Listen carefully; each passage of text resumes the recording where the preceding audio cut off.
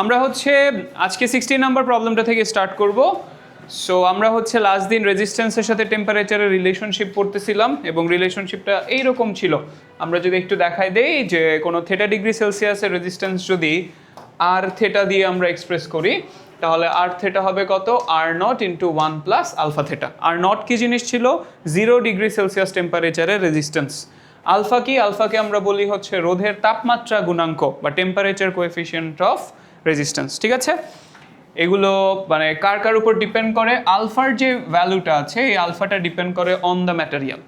ঠিক আছে, ম্যাটেরিয়ালের উপর ডিপেন্ড করে। সো ম্যাটেরিয়াল যদি চেঞ্জ হয়ে যায় আমাদের টেম্পারেচার কোএফিসিয়েন্ট অফ রেজিস্ট্যান্সও চেঞ্জ হয়ে যাচ্ছে। Alright, so let's look at question number 16। So 16-এ কি আছে দেখো তো। 16 নম্বর কোয়েশ্চেনের মধ্যে ইনফরমেশন কি কি দেওয়া আছে? 20 ডিগ্রি সেলসিয়াস টেম্পারেচারে রেজিস্ট্যান্স 20-তে রেজিস্ট্যান্স দেওয়া আছে 25 ওহম, আর 35 ডিগ্রি সেলসিয়াসের রেজিস্ট্যান্স দেওয়া আছে 25.17 ওহম। কোয়েশ্চেন হচ্ছে যে কুণ্ডলীটির তাপমাত্রা গুণাঙ্ক কত? ঠিক আছে, আমাদের সহজ একটা প্রবলেম, আসলে দুইটা আলাদা আলাদা ইনফরমেশন দেওয়া আছে। এই রিলেটেড কোয়েশ্চেনগুলো থেকে আসলে অন্য টাইপের একটা কোয়েশ্চেন আসে, ভাইয়া এটা সলভ করার পর দেখায় দিচ্ছি। সো 16 নাম্বার সলভ করতে চাই। কি কি দেওয়া আছে? R20 দেওয়া আছে আর R35 দেওয়া আছে। কোনটা কত? R20 দেওয়া আছে 25 ওহম, আর 35 এর ভ্যালু কত দেওয়া আছে দেখো তো? 25.17, তাহলে 25.17 ওহম। ঠিক আছে, এই দুইটা থেকে আলফার ভ্যালু কত বের করতে হবে। তাহলে আমরা দুইটা ইকুয়েশন লিখবো এখন। দুইটা ইকুয়েশন, দুইটা আলাদা আলাদা টেম্পারেচারের রেজিস্ট্যান্স দেওয়া আছে। এই দুইটার জন্য ইকুয়েশন লিখলেই আলফার ভ্যালু পেয়ে যাব। কিভাবে? সো আমরা লিখতে পারি যে R20 is equals to R nought into 1 plus alpha theta 1, যেখানে থেটা 1কে আমরা ধরে নিচ্ছি কত? 20 ডিগ্রি সেলসিয়াস। তাহলে একটু সুন্দর করে যদি ইকুয়েশনটা এখনই বানায় ফেলি, আমাদের ইকুয়েশন হবে এইরকম দেখতে। কাজ করি, পরেই না মানগুলো বসাই। So 1 number equation, and then আমরা আবার R35 এর জন্য যদি লিখি R naught 1 plus alpha theta 2, so that's our equation number 2, যেখানে থেটা 2 দিয়ে আমরা হচ্ছে 35 ডিগ্রি সেলসিয়াসকে রিপ্রেজেন্ট করছি। আমরা তাহলে যদি এখন একটু 1 নম্বরকে 2 নম্বর ইকুয়েশন দিয়ে ভাগ করে দেই। ভাগ করব কেন? আর নট যেন কাটাকাটি চলে যায়। ঠিক আছে, so R20 over R35 is equal to, এখানে হবে R naught 1 plus alpha theta 1, নিচে R naught 1 plus alpha theta 2। একটু ভ্যালুগুলো বসাবো। 1 is 25, 1 is 25.17 equal to, we are getting R naught out, R naught কাটাকাটি চলে যাচ্ছে, and so finally 1 plus theta 1 এর value 20 alpha, নিচে 1 plus theta 2 এর value 35 alpha. এই দুইটা থেকে তারপর আমাদের কাজ হবে কি? আলফার ভ্যালুটা ক্যালকুলেট করে ফেলা। ক্যালকুলেটরে বসাই দিলে আলফার ভ্যালু কত চলে আসবে একটু দেখো। ম্যানুয়ালি করতে হলে কি করতে হবে? যে 25 দিয়ে এটাকে গুণ দিব। ঠিক আছে, এটা লেফটে চলে যাবে, 25.17 গিয়ে ওটার সাথে গুণ হবে, তারপরে হচ্ছে ডান বাম করে আলফার ভ্যালু বের করব। আদারওয়াইজ ক্যালকুলেটরে পুরোটা একেবারে বসাই দিলেই হয়ে যাচ্ছে। 4.57 ইন্টু 10 ইনভার্স 4, ঠিক আছে, পার ডিগ্রি সেলসিয়াস। পার ডিগ্রি সেলসিয়াস যেমন বলা যায়, পার ক্যালভিনও বলা যায়। আজকে তাহলে আমরা হচ্ছে অ্যাকচুয়ালি জুলস ল পড়তে চাই। ঠিক আছে, অর্থাৎ কারেন্টের সাথে আমাদের হিটের একটা সম্পর্ক আছে, আমরা ছোটোকালেও হালকা পাতলা পড়ে আসছি। সো এই জুলস ল নিয়ে কিছু কথাবার্তা বলবো, চলো শুরু করা যাক। সো জুলস ল, আচ্ছা, জুলস লতে ব্যাপারটা কিভাবে কাজ করে সেটা আমরা একটু আলোচনা করা যাক। সো ধরো আমাদের কাছে এইরকম একটা ওয়্যার আছে যেটার রেজিস্ট্যান্স হচ্ছে R।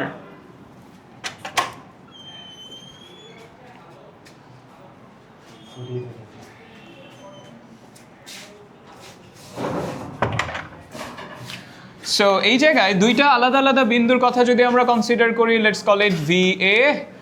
এই পয়েন্টের পটেনশিয়াল বা বিভব হচ্ছে আমরা ধরে নিচ্ছি VB। তাহলে এই দুই প্রান্তের যে পটেনশিয়াল ডিফারেন্স সেটাকে আমরা ভি ধরে নিচ্ছি।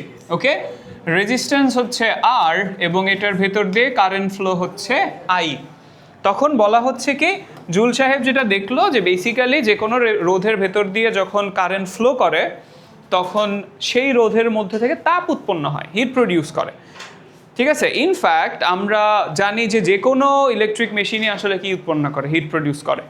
ঠিক আছে, আমরা যখন হচ্ছে কুলিং লোড ক্যালকুলেট করি, কুলিং লোড মিনস কোনো একটা জায়গার, সাপোজ কোনো একটা রুমের অথবা কোনো একটা শপিং মলের অথবা একটা বড় কনফারেন্স রুমের তুমি হচ্ছে কত টন এসি লাগাবা সেটা ক্যালকুলেট করতে চাও। সো যখন কুলিং লোড আমরা হিসাব করি তখন হচ্ছে বেসিক্যালি অনেক কিছুর উপর ডিপেন্ড করে আর কি। জিনিসটা কিসে কিছুর উপর ডিপেন্ড করে, যেমন ধরো তোমার দেয়াল কয়টা, দেয়াল তো চারটেই থাকবে অফকোর্স, ঠিক আছে, এবার কোন দেয়ালটা হচ্ছে কোন পাশে সেটার উপর ডিপেন্ড করে, মানে সেটা কি সূর্যের সাথে এক্সপোজড কিনা, দেয়ালের থিকনেস কত, কি ম্যাটেরিয়াল দিয়ে তৈরি, উইন্ডো আছে কিনা, উইন্ডোর ম্যাটেরিয়াল কি, ঠিক আছে, ব্যালকনি আছে কিনা, ব্যালকনি থাকলে এক রকমের হিসাব, ব্যালকনি না থাকলে অন্য রকমের হিসাব। মানে ব্যালকনি যদি না থাকে তার মানে হচ্ছে একদম ডিরেক্ট সানলিট, আর যদি ব্যালকনি থাকে তার মানে হচ্ছে ডিরেক্টলি না ইনডিরেক্টলি হচ্ছে সেখান থেকে হিট আসে। এগুলো এক্সটার্নাল ব্যাপার। এবার রুমের ভেতরে কয়জন মানুষ থাকবে সেটাও হচ্ছে ম্যাটার করে, এবং কি কি ইলেকট্রিক কম্পোনেন্টস আছে সেইগুলোও আমাদের হিসাবের মধ্যে নিতে হয়। সো ইলেকট্রিক কম্পোনেন্ট যেগুলো থাকে, যেমন ধরো লাইট, ফ্যান, ধরো লাইট যদি থাকে টোটাল 100 ওয়াটের, তাহলে আমরা ফুল 100 ওয়াটকেই হিট হিসেবে কনসিডার করি। ঠিক আছে, যদি ফ্যান থাকে 85 ওয়াট, আমরা পুরো 85 ওয়াটকে হিট হিসেবে কনসিডার করি। ঠিক আছে, আর যখন হচ্ছে মানুষ থাকে আমরা প্রত্যেকজন মানুষকে 500 ওয়াট করে ধরি, 500 ওয়াট। ঠিক আছে, এই যে ধরো এখানে উপরে যে লাইটগুলো জ্বলতেছে এটা হচ্ছে কত, 20 আরেকটা 20, মানে 4 দুগুণা 80 ওয়াট। ঠিক আছে, সেখানে এই যে এসি চলে, এসি হচ্ছে মোরলেস অন এভারেজ 2 টনের এসিগুলো হচ্ছে তোমার 1500 থেকে 2000 ওয়াটের মতো, তা কন্টিনিউয়াসলি না, মানে হচ্ছে এখন তো ইনভার্টার যদি হয় ইটস ডিফারেন্ট ক্যালকুলেশন, বাট সেখানে মানুষ হচ্ছে 500 ওয়াট, মানে প্রতি সেকেন্ডে 500 জুল হিট রিলিজ করতে থাকে, আগেও বলছিলাম। সো ইয়েস, মানে মানুষ, যে কোনো মানুষই আসলে হট, এসে every human being is hot, everyone is hot. Okay, আমরা অনেক হট, সো বেসিক্যালি 500 ওয়াট করে আমরা কনসিডার করতে হয়।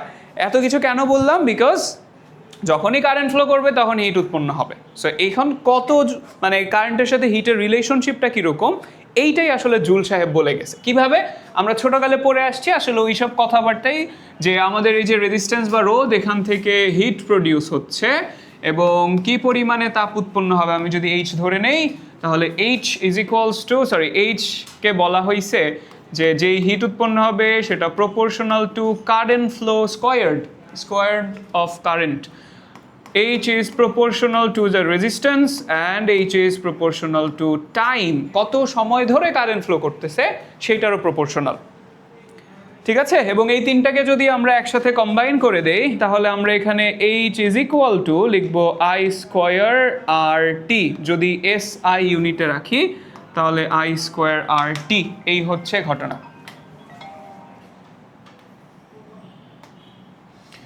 অলরাইট, সো এখন তাহলে এখানের সাথে এইটা থেকে কি আমরা ছোটোখাটো কিছু ম্যাথ ট্যাথ করে ফেলবো। এখানে কিছু ঝামেলাও আছে, তোমরা হয়তো বা অনেকে মনে মনে ভাবতেছো যে ভাই wait, where is the constant কোথায়।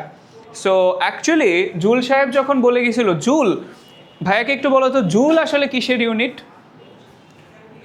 Energy unit. ঠিক আছে, সো অ্যাকচুয়ালি জুল আসছে কাজের, ওয়ার্ক ডানের ইউনিট হিসেবে। সো কী টাইপের কাজ? মেকানিক্যাল ওয়ার্ক বা যান্ত্রিক যে কাজ সেটার ইউনিট হিসেবে জুল ইউজ হইতো আগে, আর হিটের ইউনিট হিসেবে ইউজ হতো ক্যালোরি।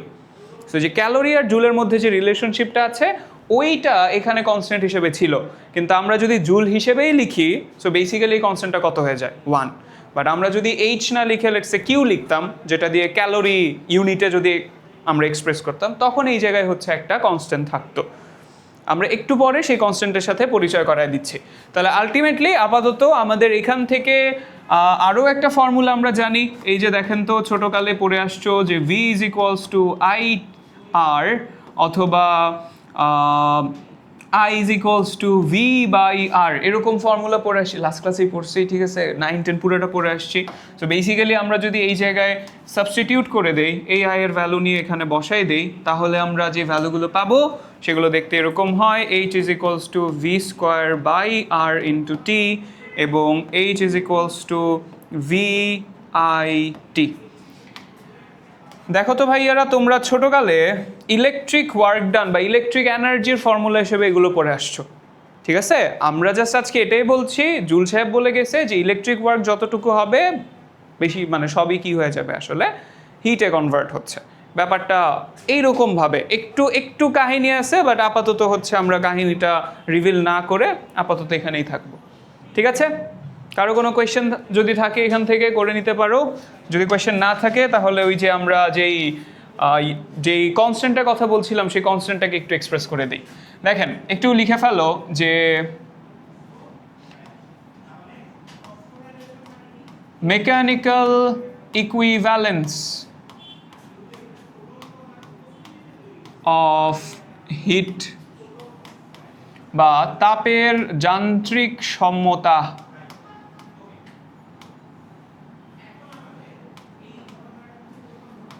তাপের যান্ত্রিক সমতা, এই তাপের যান্ত্রিক সমতাকে আমরা জে দিয়ে এক্সপ্রেস করে থাকি, এবং জে সমান এরকম হয় যে হিট, অ্যাকচুয়ালি হিট তো না, এনার্জি ডিভাইডেড বাই হিট, ঠিক আছে? এনার্জি ডিভাইডেড বাই হিট, এইখানে এইচকে আমরা মেকানিক্যাল ওয়ার্ক ডান বলতে পারি, বা জাস্ট সিম্পলি রিপ্রেজেন্ট করছি এনার্জি দিয়ে, যেটার ইউনিট হচ্ছে জুল, আর নিচে কিউ দিয়ে আসলে আমরা হিটকে রিপ্রেজেন্ট করতেছি, যেটার ইউনিট হচ্ছে ক্যালোরি। হ্যাঁ, হিটও আসলে এনার্জি, সেটার ইউনিটও জুল হয়, আমরা জানি এসআই ইউনিট জুল হয়, বাট ওই যে পুরানকালের কথা বলতেছি, যখন আসলে হিটকে আলাদা আলাদা কোয়ান্টিটি হিসেবে কনসিডার করা হতো এবং সেটার ইউনিট হিসেবে আমরা ক্যালোরি ইউজ করতাম। সো এবং জে এর ভ্যালু কত? জে এর ভ্যালু হচ্ছে 4.2 joule per calorie, 4.2 joule per calorie. I তো কারেন্ট ফ্লো, আর হচ্ছে রেজিস্ট্যান্স, সি হচ্ছে টাইম, কত সময় ধরে ফ্লো করছে, এরকম। রাইট, আর কোনো কোয়েশ্চেন আছে? এটার একটা প্র্যাকটিক্যাল থাকার কথা, এই যে জে ক্যালকুলেট করার একটা প্র্যাকটিক্যাল আপনাদের আছে, হয়তো করছো বা করছো। আচ্ছা, অলরাইট, মুভিং অন। তাহলে এখান থেকে ছোটোখাটো টাইপের কোয়েশ্চেন্স আসে, যেগুলো ভর্তি পরীক্ষায় আসলে বেশি কমন। এখান থেকে যে কোয়েশ্চেন্সগুলো আসে এগুলো ভর্তি পরীক্ষাতে একটু বেশি কমন, রিটেনে তেমন আসার মতো জিনিস নাই। রিটেনে অনেক জিনিস আছে ভাই, সামনে পড়ে আছে, তোমরাও জানো, সার্কিট সলভ করে আসছো ছোটোকালে। এখন জাস্ট ওই সার্কিটগুলো একটু কমপ্লেক্সভাবে দেখবো, একটা ব্যাটারির জায়গায় 2-3টা ব্যাটারি লাগানো থাকবে, আমরা নতুন পদ্ধতি শিখবো। বাই দ্য ওয়ে, একটা ছোট কথা বলে দেই যে এই চ্যাপ্টারে যে আমরা কার্শফস ল পড়বো, বইয়ের মধ্যে কার্শফস লটা একভাবে সলভ করা আছে, বাট ওইভাবে সলভ করতে গেলে নাম্বার অফ ইকুয়েশনস হয়ে যায় অনেক। সো ভাইয়া হচ্ছে তোমাদেরকে আরেকটা পদ্ধতি শিখাই দিব, যেখানে ইকুয়েশন নাম্বার অনেক ছোট থাকে এবং খুব সহজেই হচ্ছে তুমি বুঝতে পারবা যে কিভাবে কি করতে হবে, ঠিক আছে? কোয়েশ্চেনের মধ্যে কি বলছে দেখো, বলছে 10 ওহম রোধ বিশিষ্ট তারের মধ্য দিয়ে যদি 2 মিনিট ধরে 5 অ্যাম্পিয়ার তড়িৎ প্রবাহ পাঠানো হয়, তাহলে উৎপন্ন তাপ সম্পূর্ণভাবে 400 গ্রাম পানির মধ্যে সরবরাহ করা হলে পানির তাপমাত্রা কত বৃদ্ধি হবে? আচ্ছা, কি কি ভ্যালু দেওয়া আছে? তাহলে 10 ওহম রোধ বিশিষ্ট তারের মধ্যে দিয়ে 2 মিনিট ধরে 5 অ্যাম্পিয়ার কারেন্ট ফ্লো করা হলো, সবই দেওয়া আছে, রাইট? আমাদের কাছে রেজিস্ট্যান্স বা রোধ দেওয়া আছে, সো আর এর ভ্যালু ইজ 10 ওহম। তারপর আমাদের কাছে 2 মিনিট ধরে তড়িৎ প্রবাহের কথা বলা হয়েছে, সো 2 মিনিটস যদি কারেন্ট ফ্লো হয়, কারেন্ট টাইম হচ্ছে 2 মিনিট, একটু সেকেন্ডে নিতে হবে অবশ্যই, তাহলে 120 সেকেন্ডস, রাইট? আর কি দেওয়া আছে? বলছে 5 অ্যাম্পিয়ার কারেন্ট ফ্লো হয়, তাহলে কারেন্ট ফ্লো হচ্ছে 5 অ্যাম্পিয়ার। উৎপন্ন তাপের তাপ সম্পূর্ণ পানিকে 400 গ্রাম উৎপন্ন তাপ সম্পূর্ণভাবে 400 গ্রাম পানিকে গরম করতে ইউজ করা হচ্ছে। তাপমাত্রার পরিবর্তন কত হবে, অর্থাৎ ডেল্টা টি বা ডেল্টা থেটা যেটাই বলো, সেটা কত? That's our question. একটু আগের পেজে যাব, আগের পেজে গিয়ে কিছু নেসেসারি ফর্মুলা লিখে নিব, ঠিক আছে? সাম নেসেসারি ফর্মুলাস একটু মনে করায় দাও আর কি তোমাদেরকে, যেগুলো হচ্ছে চ্যাপ্টার 6 এসএসসিতে পড়ে আসছো, ঠিক আছে। হিট, এই যে হিটের দুইটা ফর্মুলা ছিল, একটা হচ্ছে এমএস ডেল থেটা বা ডেল টি, রিমেম্বার দ্যাট। এইটাকে আমরা বলতাম, তোমরা বলতা না, বাট এটার অ্যাকচুয়াল নাম হচ্ছে সেন্সিবল হিট। সেন্সিবল হিট কি? সেন্সিবল হিট হচ্ছে যখন টেম্পারেচার চেঞ্জ হয়। আর আরেক টাইপের হিট দেওয়া পসিবল, যেটাকে আমরা বলি লেটেন্ট হিট, সেটা হচ্ছে এমএলএফ অর এমএলভি, ঠিক আছে। এই হচ্ছে দুইটা ফর্মুলা। তার মধ্যে যদি কেউ ভুলে যাও যে কোনটা কি, এসকে আমরা বলি স্পেসিফিক হিট বা আপেক্ষিক তাপ, জানি নিশ্চয়ই। আর এলএফ বা এলভি এগুলোকে বলি latent heat, latent heat of fusion বা গলনের সুপ্ততাপ, আর লেটেন্ট হিট অফ ভ্যাপোরাইজেশন বা বাষ্পীভবনের সুপ্ততাপ। পানির জন্য সবগুলো ভ্যালু, এগুলোর যা যা ভ্যালু আছে সবগুলো মুখস্থ রাখতে হয়। 4200 জুল পার কেজি পার ক্যালভিন পানির জন্য জানি আমরা, সামনে হচ্ছে যখন যেটা প্রয়োজন হবে বলে দিচ্ছে। আচ্ছা, তাহলে এখান থেকে ক্যালকুলেশনটা কিভাবে করব? সো সলিউশন দেখো তো, আমরা হচ্ছে জুলের ফর্মুলা থেকে একটা জিনিস পেয়েছি যে H is equals to I square R T, right? এরকম একটা ফর্মুলা পেয়েছি। সো এইচ এর মানে হচ্ছে আবার M S del T, I square R T is equals to M S del T calculate করতে চাই। So I squared R T over M into S, যেহেতু পানির কথা বলেছে তাহলে এস এর ভ্যালু হচ্ছে 4200 joule per KG per Calvin, okay, joule per KG per Calvin. So I এর ভ্যালু কত দাঁড়াচ্ছে? 5 স্কোয়ার্ড, আর কত ওহম বলেছিল? 10 ওহম, আর টাইম হচ্ছে 120 সেকেন্ড ধরে। 400 গ্রাম পানি, দ্যাট ইজ 0.4 কেজি, 1000 দিয়ে ভাগ দিয়ে গ্রাম থেকে কেজিতে নিয়ে গেলাম। সো 0.4 টাইমস এস, এস কত? 4200। সো ডেল্টা টি এর ভ্যালু কত আসতেছে বলো? 17.85, ওকে, 17.85 ডিগ্রি সেলসিয়াস। অনেকে বলবে ভাই এটা ক্যালভিনে হওয়া উচিত না, টি দিয়ে লিখছেন। ভাইয়া ডিগ্রি সেলসিয়াস আর ক্যালভিনের যে চেঞ্জ বা পরিবর্তন সেম, অলরাইট। আচ্ছা, যারা লিখছো লিখতে লিখতে তাহলে ভাই আর একটা প্রবলেম লিখে ফেলি এখানে। সো লিখেন একটু একটা প্রবলেম হচ্ছে দিস, যে তোমাদের কাছে ইউ হ্যাভ এ কন্টেইনার, পানির একটা কন্টেইনার আছে। আমাদের কাছে হচ্ছে একটা কন্টেইনার আছে, এই কন্টেইনারের মধ্যে 2 কেজি পানি আছে 30 ডিগ্রি সেলসিয়াস টেম্পারেচারে। এর মধ্যে একটা হিটার দেওয়া আছে, ওয়াটার হিটার, ওকে। এর ভেতর দিয়ে 5 অ্যাম্পিয়ার কারেন্ট ফ্লো করছে এবং ওয়াটার হিটারটা অপারেটস অ্যাট 220 ভোল্ট বা 220 ভোল্ট হচ্ছে সাপ্লাই দেওয়া হচ্ছে। কোয়েশ্চেন নাম্বার 1, 80 ডিগ্রি সেলসিয়াস তাপমাত্রায় যেতে কত সময় লাগবে? 30 থেকে 80-তে তুলতে চাই, কত সময় লাগবে? সেকেন্ডটাও টাইম নিয়ে একটা কোয়েশ্চেন, যে 1/3 অফ দ্য ওয়াটার বা 1/3 পানিকে যদি বাষ্পীভূত করতে চাই তখন কত সময় প্রয়োজন হবে? এই সেম সিস্টেমের মধ্যেই আর কি, এই সেম সিস্টেমের মধ্যে দিয়ে 1/3কে বাষ্পীভূত করব, ওকে। সবাই কি কোয়েশ্চেন বুঝেছি? আচ্ছা, চলো একটু জায়গা করে ফেলি।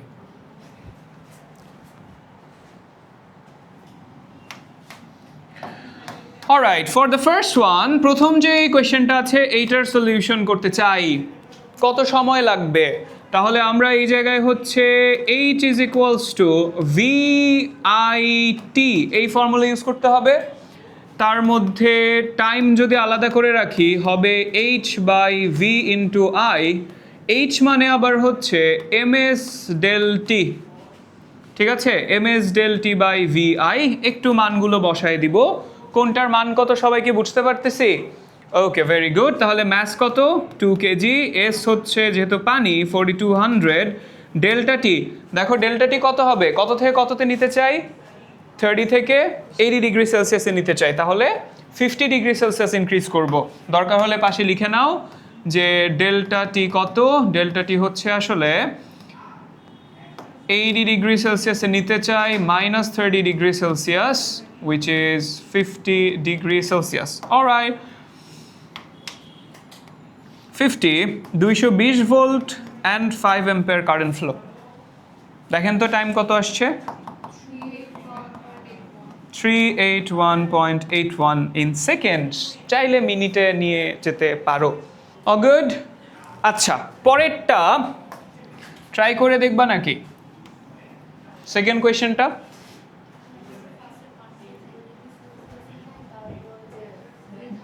0 ডিগ্রি সেলসিয়াসে নিয়ে যাব, 100-এ নিব।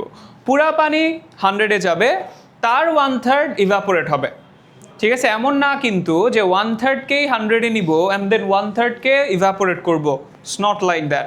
পুরা পানি 100-এ উঠবে, তারপরে 1/3 কি করবে, 1/3 ইভাপোরেট করবে। ঠিক আছে, তাহলে হাউ টু ডু দিস, আমি একটু লিখে ফেলি তাহলে। VIT2, যেহেতু সেম ম্যাথের মধ্যে ডিফারেন্ট টি ইউজ করতেছি তাই T2 লিখলাম, ইকুয়াল টু এখানে লিখবো MS del T2 plus M2LV।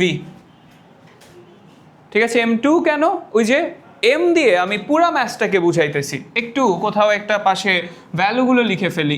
M2 হবে 1/3 অফ 2 কেজি, তার মানে 2/3 কেজি বা 2/3 কেজি। ঠিক আছে, তারপর হচ্ছে আমাদের এস এর ভ্যালু আমরা জানি 4200 জুল পার কেজি পার ক্যালভিন।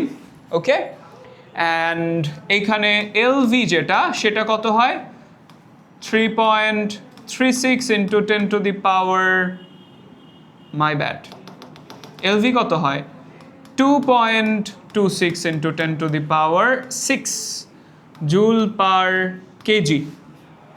ওকে, ΔT2 কেন লিখলেন ভাইয়া?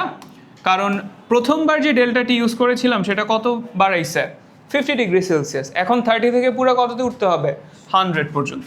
তাহলে 100 minus 30 degree Celsius, which is 70 degree Celsius. Alright, যা মান জানি সব বসায় দাও। অ্যাকচুয়ালি এখান থেকে টি বের করতে চাই, T2 আলাদা করে লিখে রাখি, উপরে যা আছে পুরোটা ভ্যালু এই পুরাটাই নিচে নিয়ে আসি, divided by VI, V into I। এখন জাস্ট মান বসানোর পালা। 220 ভোল্ট, 5 অ্যাম্পিয়ার কারেন্ট ফ্লো, আর উপরে M কত, 2 KG. So 2 times 4200 times time কত, সরি টেম্পারেচার চেঞ্জ কত, 70, প্লাস এবার 2/3 অফ দ্য মানে 2/3 কেজি অ্যান্ড 3.36, মাই ব্যাড, আবারও 2.26 ইন্টু 10 টু দি পাওয়ার 6। ওকে, এই হচ্ছে ঘটনা। সো টাইম 2 কত আসে দেখো, সরি অ্যাগেন,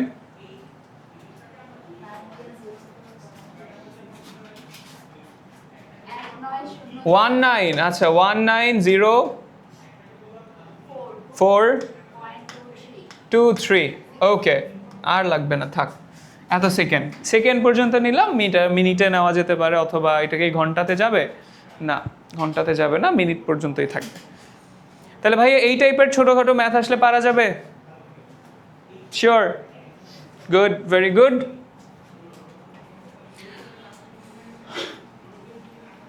আচ্ছা, লাস্ট দিন তোমাদের মনে আছে আমি হচ্ছে এখানে একটু অন্য টপিকে চলে যাচ্ছি।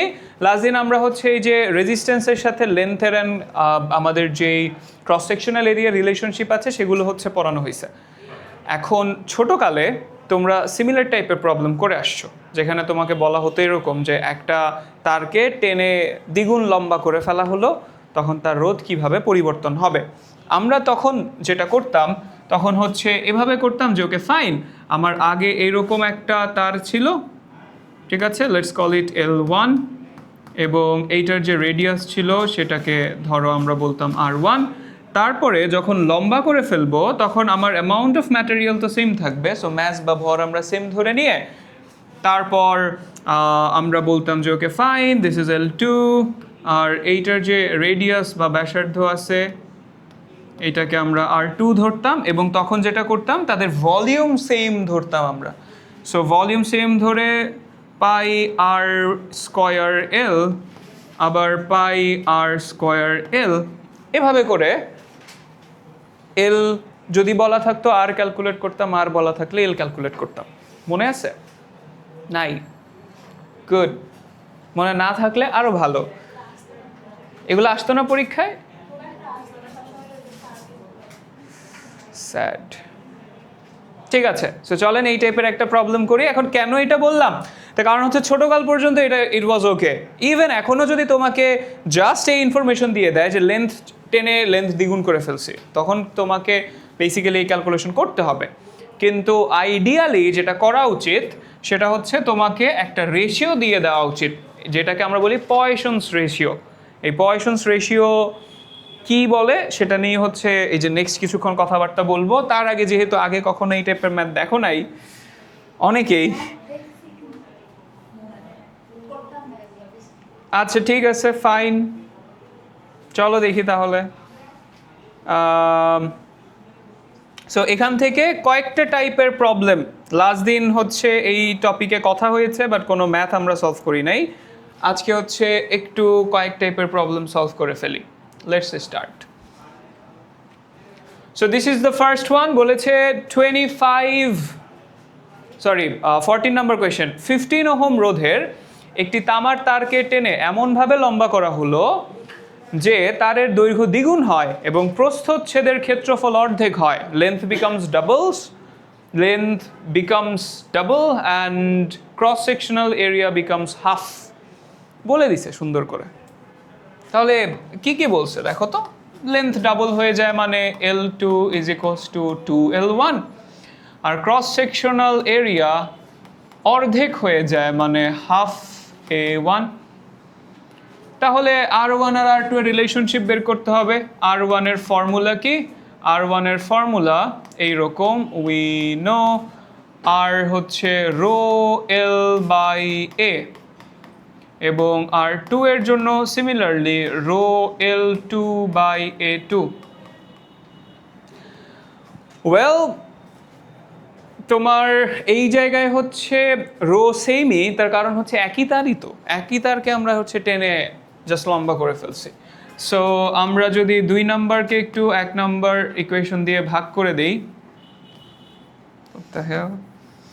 ওকে 1 নাম্বার ইকুয়েশন দিয়ে ভাগ করে দিব, R2 by R1 is equals to rho কাটাকাটি চলে যায়, আলটিমেটলি আমরা পাই L2 A1 আর এখানে L1 A2।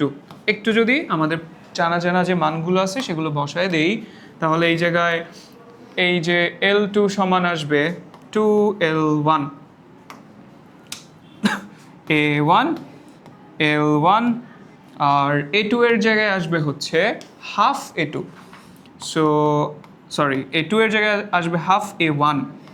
একটু এখান থেকে সুন্দর করে যা জানি সব কাটাকাটি করে দিলে নিচে আছে হাফ, ওকে নিচে আছে হাফ আর উপরে 2 গুণ হয়ে যায়, সো দ্যাট বিকামস 4। তাহলে আমরা R2 সমান 4R1 এভাবে করে কাজ করে ফেলতে পারি। R1 এর ভ্যালু দেওয়া আছে, তাহলে আমার R2 কত বের করতে পারবো। 4 গুণ হবে, R1 এর ভ্যালু দেওয়া আছে 15, 4 গুণ করলে 60, ডান। ওকে, এটা তো গেল এক টাইপের প্রবলেম। এবার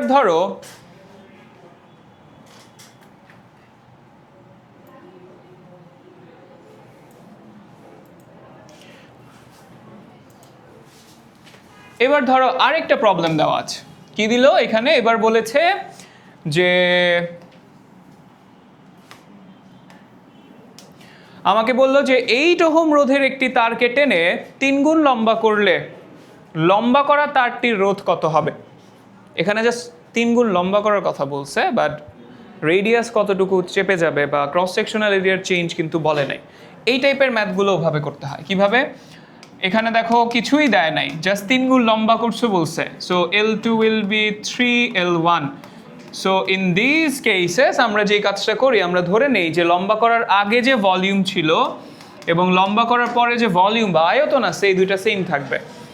তার মানে পাই R1 স্কয়ার L1 আর পাই R2 স্কয়ার L2 এই দুইটা সমান হবে, পাই গন। আমরা যদি তাহলে এখানে L1 বাই L2 লিখি, that would be R2 square by R1 square, এরকম জিনিস। সো চাইলে এই ফর্মুলাটা আমরা মনে রাখতে পারি, ঠিক আছে, যখন পয়সনস রেশিও দেওয়া থাকবে না তখন। তাহলে আমরা R2 তো বের করতে চাই, R2 আর R1 এর রেশিও বের করতে চাই। সো আমার R2 by R1 will be L1 by 3L1 this root over square ছিল, রুট করে দিয়েছি। L2 এর জায়গায় 3L1 এর যে ভ্যালু আছে, L2 এর জায়গায় 3L1 ভ্যালু বসায় দিলাম, ঠিক আছে, এখান থেকে, এই যে এখান থেকে।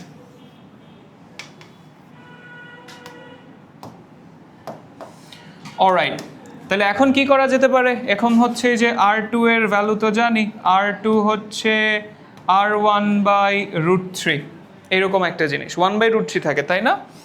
1 বাই রুট 3 থাকে। সো যে R1 উপরে গিয়ে গুণ হয়ে গেল। এখন ঠিক আগের মতো প্রসেস, ঠিক আছে? এখন নাও তাহলে আমরা জাস্ট ডিরেক্টলি লিখে দেই R2 বাই R1, রেজিস্ট্যান্সেসগুলোর কথা বলছি, is equals to L2A1 by L1A2। এ মানে কি?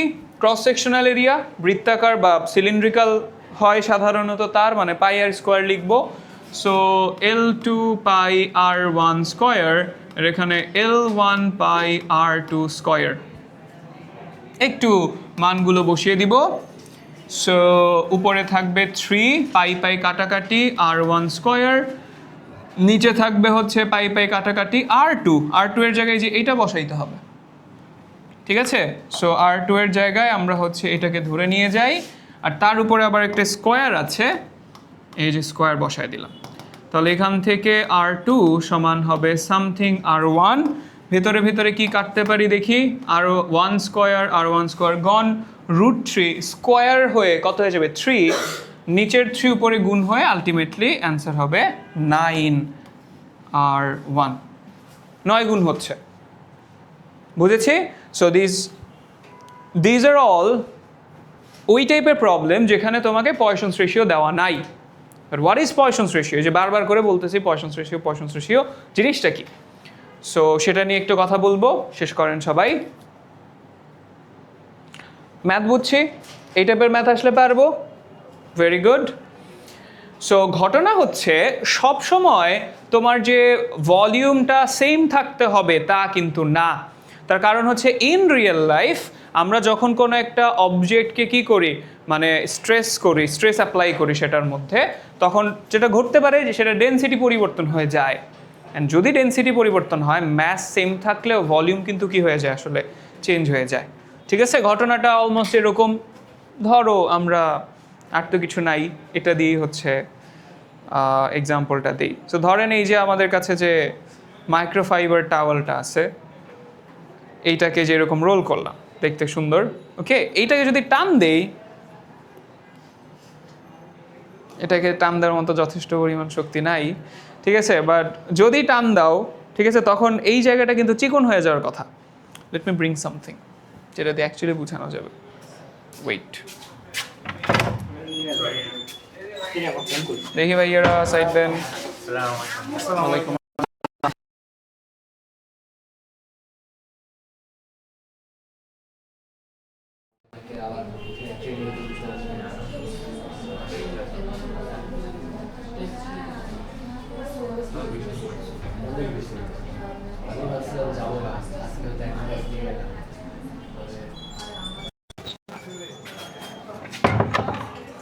অলরাইট, এই যে আমাদের পাঞ্জেরির রাবার ব্যান্ড, ঠিক আছে, বেস্ট থিং। সো এই যে দেখো, আমরা যদি দুই পাশে এটাকে স্ট্রেচ করি, মাঝখান দিয়ে কিন্তু কি হয়ে যায়, চিকন হয়ে যাচ্ছে, মানে পাশে কমে যাইতেছে, খেয়াল করছো? And that's what happens for every material except some. কিছু কিছু ক্ষেত্রে আমরা টানলে মোটা হয়ে যায়, ঠিক আছে? হয়তো ম্যাটেরিয়াল মোটা না হলেও অবজেক্টের ক্ষেত্রে সেটা ট্রু। যেমন ধরো একটা বেলুনকে ফুলালে সেটা লম্বাও হতে থাকে, মোটাও হইতে থাকে, ওইটা যদি বাদ দেয়। বাট বেশিরভাগ ম্যাটেরিয়ালের ক্ষেত্রে, বেশিরভাগ লেস ইঞ্জিনিয়ার্ড ম্যাটেরিয়ালের ক্ষেত্রে, ওই যেগুলোর কথা বললাম, দেয়ার আর সাম ওভার ইঞ্জিনিয়ার্ড ম্যাটেরিয়াল যেগুলো লম্বাও হয় আবার হচ্ছে এক্সপ্যান্ডও করে। একটা এক্সাম্পল হচ্ছে, তোমরা হার্টের রিং পরায় শুনছো। সো রিং অ্যাকচুয়ালি কি? হার্টের রিং দেখছো কখনো? কি সোনা তামা থাকে? ওরে বাবা রে বাবা। সো চলেন দেখি।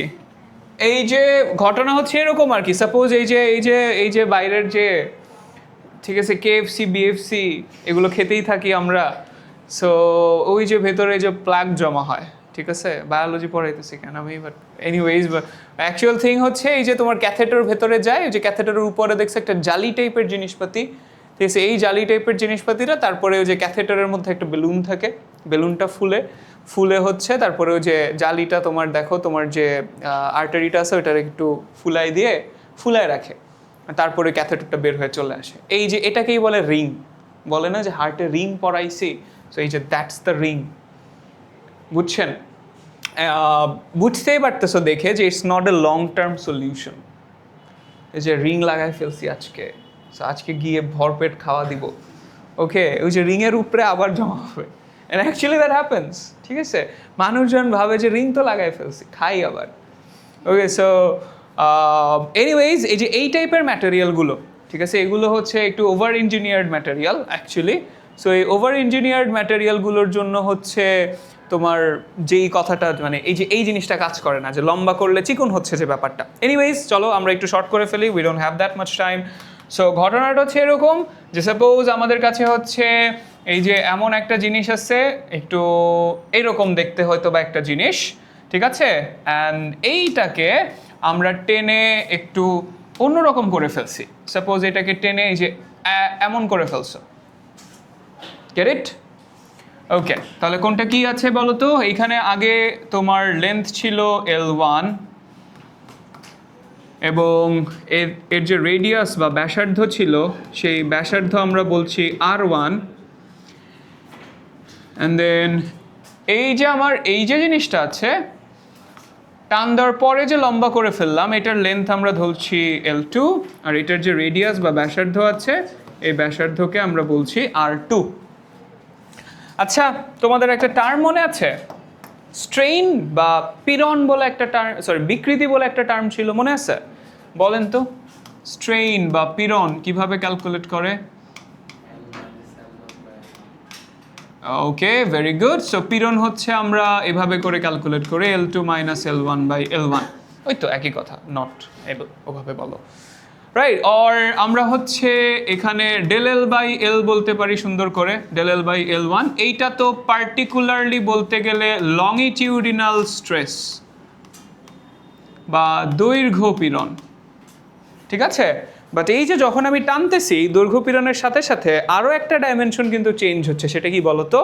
এই যে পাশাপাশি ল্যাটারালি হচ্ছে এটা কি হয়ে যাচ্ছে, কম্প্রেস করে যাচ্ছে, ঠিক আছে। তো ওইটার জন্য আমরা আরেকটা পীড়ন আছে, আমরা এটাকে কি বলতে পারি যে প্রস্থ বরাবর যে পীড়ন, মানে দৈর্ঘ্য পীড়নই ওইটা, টাইপ অফ দৈর্ঘ্য পীড়নই, বাট ঘটনাটা প্রস্থ বরাবর ঘটতেছে। তাহলে আমরা এইটাকে কিভাবে বলবো যে প্রস্থ পীড়ন, এটার নামটা আসলে এরকম হওয়া উচিত না, বাট ধরো বললাম আর কি বুঝার জন্য, ঠিক আছে, ল্যাটারাল স্ট্রেইন। তাহলে দেয়ার ইজ এ থিং, বিজ্ঞানী পয়সন বলে একজন লোক আছে, পয়জন না পয়সন, ঠিক আছে, পয়সনস রেশিও। সো সে হচ্ছে একটা রেশিও দিয়ে গেছে ম্যাটেরিয়ালের, যে ম্যাটেরিয়ালের একটা প্রপার্টি, সেটা হচ্ছে এই যে আমার রেডিয়াল স্ট্রেস বা স্ট্রেইন ডিভাইডেড বাই লংিটিউডিনাল স্ট্রেইন, এইটাকে আমরা বলতেছি পয়সনস রেশিও। এবং বেশিরভাগ ম্যাটেরিয়ালের ক্ষেত্রেই একটা যদি প্লাস হয় আরেকটা কি হয়, মাইনাস। উল্টাটাও কিন্তু ট্রু, তুমি কোনো কিছুকে কম্প্রেস করলে, চাপ দিলে সেটা টেন্ডস টু গেট মোটা, ঠিক আছে, চাপ দিলে কি হয়ে যায়, মোটা হয়ে যায়। তুমি তোমার যে রাবারটা আছে, ইরেজার আছে, ইরেজারটাকে একটু চাপ দিয়ে দেখো, দেখবা যে পাশে কি হয়ে যাচ্ছে, ফুলে যেতেছে, ওকে। সো তার মানে একটা বাড়লে আর একটা কমে, অলওয়েজ ডেল্টা আর ডেল্টা এল এর মধ্যে কোনো না কোনো একটা কি হয়ে যাবে, নেগেটিভ হবে। সো এই জন্য আমরা সামনে একটা মাইনাস রাখি, অ্যান্ড এটাকে যদি সুন্দর করে লিখি তাহলে জিনিসটা হয় হচ্ছে ডেল আর বা into L divided by del L into R. এই হচ্ছে পয়সনস রেশিও। আজকে মনে হচ্ছে এখানেই শেষ করতে হবে আমাদেরকে। নেক্সট ক্লাসে ভাইয়া শিখাই দিব যে পয়সনস রেশিও থাকলে, এই যে এর আগে যেই ম্যাথটা করলাম এখানে যদি পয়সনস রেশিও দেওয়া থাকতো তখন এই ম্যাথের অ্যান্সার কিন্তু চেঞ্জ হতে পারতো, ঠিক আছে। আমরা যেই টাইপের ম্যাথগুলো করে আসি সেখানে আমরা পয়সনস রেশিও অ্যাকচুয়ালি কত ধরে নেই, মানে কোনো একটা সার্টেন ভ্যালু ধরে নেই আর কি, ধরে তারপর সেটাই হয়ে যায়। অলরাইট, তাহলে আজকে এ পর্যন্তই। কোনো এইচডব্লিউ নাই। আল্লাহ হাফেজ, নেক্সট দিন দেখা হবে আবার।